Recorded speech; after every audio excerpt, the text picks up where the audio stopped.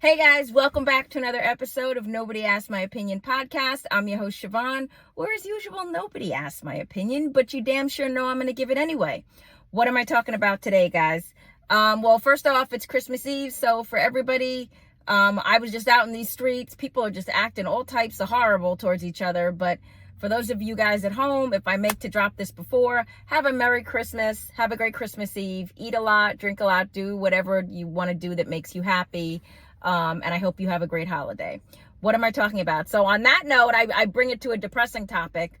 I don't know if you guys have been seeing this on the news, but a woman and I always talk about New York stories, even though I live in Florida, but obviously I always keep an eye on my home city. A woman was just literally burned alive on the train the other day by an illegal immigrant, which, you gotta love, like whether you're for or whatever. This is crazy. New York has to stop this case. I hope now makes New York no longer a sanctuary city. There, I said it. Okay. You have slowly but surely tried to destroy that city. I don't know how long it's going to take New York to come back from the glory of what it was, but it's been trash. We got gangs running around. I don't even want to go home. Honestly, I haven't been back home to New York. And partly it's this nonsense right here. But this woman, the whole reason I'm doing this video, this woman was burned alive. Not only was she burned alive by this illegal immigrant who did not think anything was going to happen to him. He literally stood there and watched this woman. He set her on fire. People were recording this and nobody did anything. I don't know what's more shocking about this story. The fact that this happened.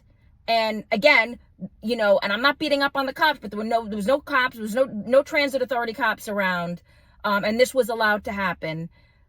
I think the worst part of this story, though, is that people stood and watched this guy do this and film it. Now, I have two ideas on this. One, we're that apathetic, where we just don't care. We're that failed of a society that we're just not going to get involved, and we're just going to have our phones recording before we decide to actually help somebody, because I can't even imagine that nobody could take off their coat.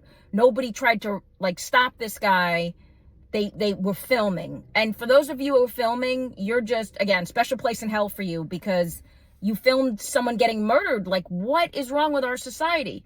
Second side of this coin, I think it could also, I'm trying to look at it on the bright side. This may have to do with Daniel Penny, right? Because look what happened to him. Now, Daniel Penny is the guy who tried to intervene when a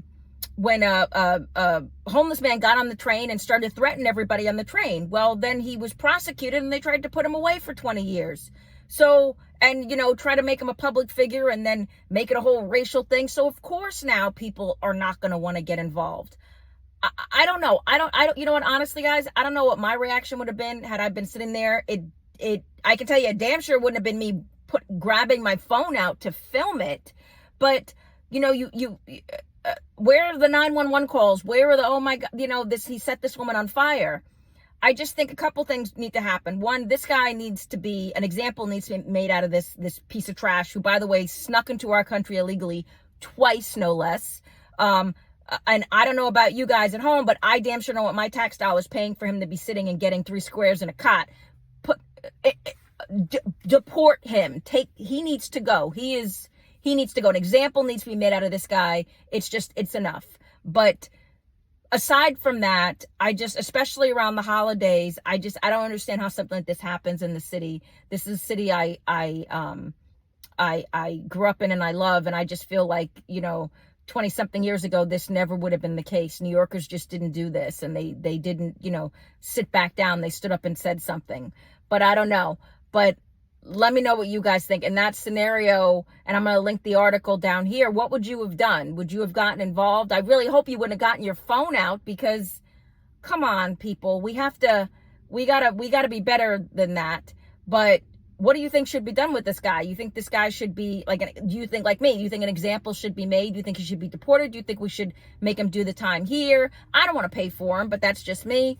But let me know. Get down in the comments. Don't forget to hit that like, share, and subscribe button. As always, nobody asked my opinion, but you damn sure know I'm going to give it anyway. I appreciate you guys. Have a good one. Bye-bye.